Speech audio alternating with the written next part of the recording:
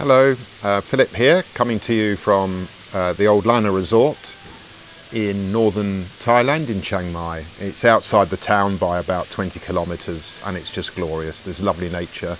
I've got the noise of a lovely waterfall coming down the rocks here. There's bird song, very relaxing, and just 20 minutes from my home, half an hour. Today is our self series, A to Z. And we're looking at F today, and the self is all about building yourself up, developing yourself, educating yourself. We've done the D and the E, and in general learning to love yourself, because the whole world is out there, but your interpretation and your perspective of it starts here. So we need to know what's inside us. We need to know how our being operates. We see the body, but we know we've got a mind, and we know we've got a brain. We can't see it, and we know we've got a heart, and some of us accept we've got a soul, although modern living seems to have done its best to suppress the soul. So today is a really important one based on how people navigate the modern world, and there is self-fulfillment, which is a great one. Fulfill yourself in life. Don't, when you fulfill yourself in life, then you are happier, and therefore you can help other people more. So don't think, we're all taught, consider other people, look out for them. Yes, but not until we've looked out for ourselves first, because then we come from a much better position to help and enable and add to other people's lives. The real one I want to talk about is self-forgiveness. There's a lot of, in our world, and it's hidden, nobody admits it, nobody likes it, but it afflicts probably everybody at some stage, shame and guilt, and just wishing we hadn't done something, and perhaps not even being able to say sorry for it. And usually we may have hurt somebody close to us, we didn't mean to, but the emotion got the better of us, and we did something that we then regret later on, but we can't even find it within us to say sorry. And then that other person who we love is now hurt by our actions, and they may grin and bear it, but it'll be in their hearts. It doesn't go away. So what I'm talking about now is self-forgiveness.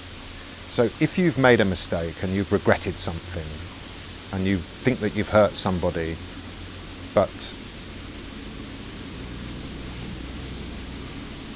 you can't even say sorry, well, that's because you can't forgive yourself.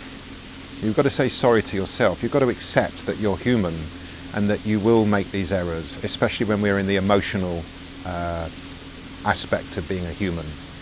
So I think self-forgiveness is absolutely beautiful, because when you start to say, okay, I've messed up, I feel sorry that I've done that, and now go to the person that you love and just say sorry. I'm sorry, I felt hurt and I hurt you. Job done. And if they don't accept it, that's their choice, but you have gone to them and said sorry, and by doing that you relieve the burden of your own conscience, so you start to feel better. So self-forgiveness helps us get rid of feelings of guilt and shame and regret, which is about the past, about which we can do nothing because it's happened, but we can change our relationship with that past, and by apologizing to the people if we've done something, even if we think that we didn't mean to do something wrong, but we still nevertheless manage to hurt the person that we love, or whoever it is, even it might be the neighbor. Let's apologize. If somebody comes to you and apologizes to you from their heart, you're going to feel good. Now, the beauty of self-forgiveness is that as you begin to forgive yourself and realize that you're human, and you make these emotional outbursts, or you make these errors, or whatever it is that you've done, suddenly the realization comes in that everybody else is the same. So now you forgive them. So if they've hurt you, they probably didn't mean to hurt you. They did it from an emotional zone, They did it from a hurt place. Maybe you had previously caused them a harm a week ago, yesterday, even a year ago, and now it suddenly comes out back at you. That's what happens. The mind and the memory store all these experiences. So I think the beauty of self-forgiveness is that you begin to forgive yourself because you're a human being and you can make mistakes. You apologize to the people that you hurt, whether you meant to or not, which relieves your conscience. Then you make a great step forwards, and then you realize, hang on, if I can make these mistakes, so can they. So when they cause a problem, I'm not going to take offense. I'm not going to feel unduly hurt. And I can always talk to them about what they've done to me. But like with my wife, if we get into a bit of an argument or whatever, I go back a few hours later or the next day and I say, baby, you know, yesterday when we did this and we were both upset, blah, blah, blah. And now we're not in that emotional zone. So now we can talk together properly and we realise that it was the emotion that drove it. Nothing to feel guilty about, nothing to feel shame about. Deal with it, apologise, move on. Suddenly, life changes because we're not wrapped up in judging people to have done bad things against us, and we're not going to criticise ourselves for having done wrong by other people. So I think self-forgiveness is a fantastic one to work on, and that'll do for the F. We'll be back another day with G. So you can begin to guess what the G might be. Self-G, self-what G? Let's find out in our next video.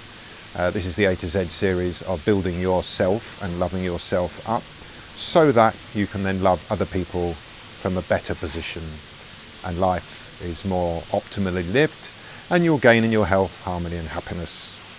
So with that, I'm going to check out from this glorious place of nature. Have a good day wherever you are in the world, and see you next time.